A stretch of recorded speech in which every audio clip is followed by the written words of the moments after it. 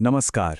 कभी सोचा है कि एक फेंकी हुई गेंद या तारों के चक्कर लगाते ग्रह ये सब कुछ एक ही जैसे नियमों को क्यों मानते हैं?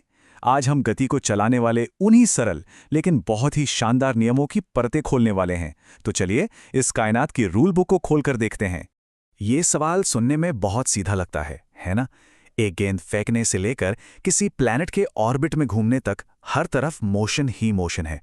पर यह सब होता कैसे है? कमाल की बात यह है कि फिजिक्स हमें इन सभी सवालों के जवाब देती है। तो आज हम यही करने वाले हैं। हम मोशन को समझने के लिए एक रूल बुक तैयार करेंगे और शुरुआत करेंगे बिल्कुल बेसिक से। हम देखेंगे कि कैसे कुछ आसान से नियम हर चीज को कंट्रोल करते हैं, चाहे वो एक सेब का गिरना हो या ग्रहों का घूमना। तो इस सफर को शुरू करते हैं और सबसे पहले सीखते हैं फिजिक्स की एबीसी। देखिए, किसी भी चीज को समझने के लिए पहले उसकी भाषा को समझना जरूरी है, और फिजिक्स की भी अपनी एक खास भाषा है। इस भाषा की नींव है फिजिकल क्वांटिटी, यानी भौतिक राशि। ये कुछ भी हो सकता है जिसे हम नाप सकते हैं, जैसे किसी चीज की लंबाई, उसका वजन या कितना वक्त गुजरा है।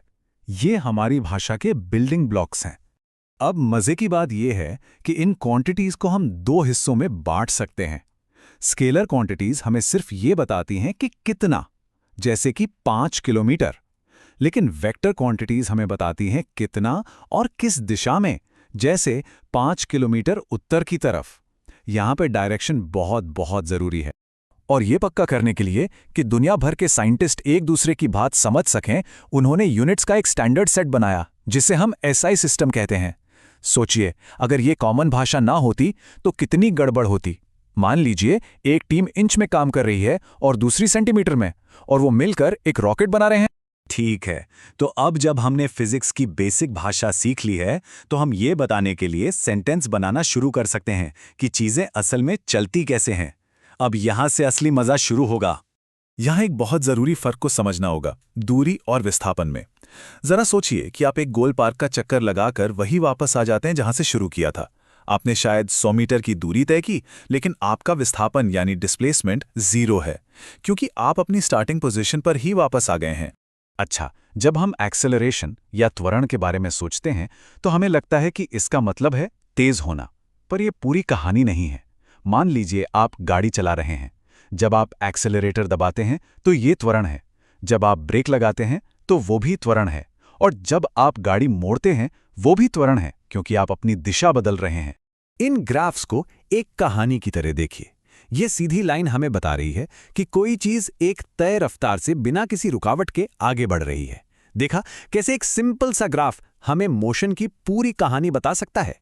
और अगर हम एक कदम और आगे बढ़ें और वेलोसिटी टाइम ग्राफ देखें, तो उस लाइन की ढलान हमें उसका त्वरण बताती है। ये रेस कार ड्राइवर्स के लिए बहुत काम की चीज है। वो अपने ग्राफ को देखकर समझ सकते हैं कि किस मोड़ पर उन्होंने कितनी तेजी से स्पीड बढ़ाई या घटाई, और इससे उन्हें अपना लैप टाइम सुधारने में मदद मिलती। अब तक हमने ये समझा है कि मोशन कैसे दिखता है, लेकिन अब आता है कहानी में असली ट्विस्ट, फोर्स यानी बल। अब हम ये जानेंगे कि मोशन क्यों होता है, आखिर किस वजह से चीजें चलना शुरू करती हैं। इसका जवाब छिपा है न्यूटन के पहले नियम में, जिसे जड़त्व का नियम भी कहते हैं। सीधे शब्दों में कहें तो चीजें थोड़ी आलसी होती हैं। वो जैसा कर रही हैं वैसा ही करते रहना चाहती हैं, चाहे वो एक जगह रुकी हुई हों या एक ही स्पीड से चल रही हों। और ये तस्वीर इसी बात को बिल्कुल साफ दिखाती है। इस बक्से को अपनी जगह से हिलाने के लिए एक बाहरी अनबैलेंस्ड फोर्स की जरूरत है, जो इसके रुके रहने की आदत यानी इसके इनर्शिया को तोड़ सके। और यहीं पर आता है न्यूटन का दूसरा नियम, F=ma। इसे ऐसे समझिए, एक बेसबॉल को फेंकने में जितना जोर लगता है, उससे कहीं ज्यादा जोर एक शॉटपुट को फेंकने में लगेगा, भले ही आप दोनों को एक ही स्पीड देना चाहते हो। क्यों?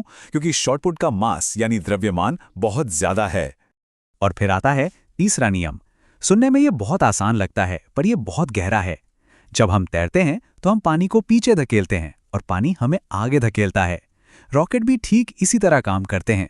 वो गैस को नीचे की तरफ जोर से धकेलते हैं और गैस उन्हें ऊपर की तरफ।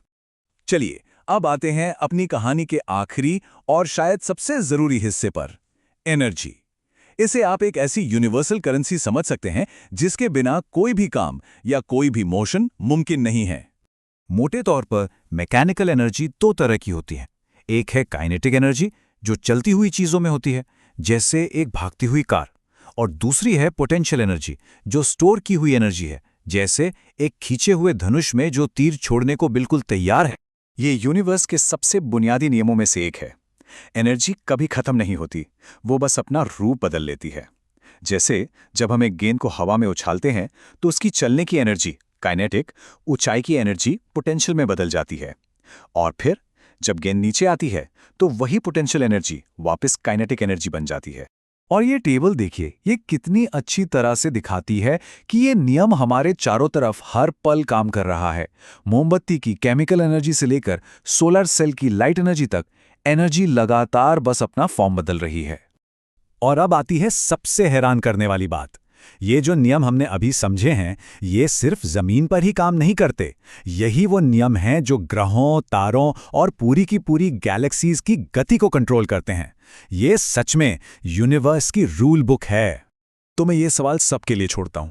अब जब आप मोशन की इस भाषा को जान गए हैं, तो अपने आसपास की दुनिया को देखिए, एक उड़ते हुए पक्षी को, एक लुढ़कती हुई गेंद को। अब आप जानते हैं कि ये सब क्यों और कैसे हो रहा है।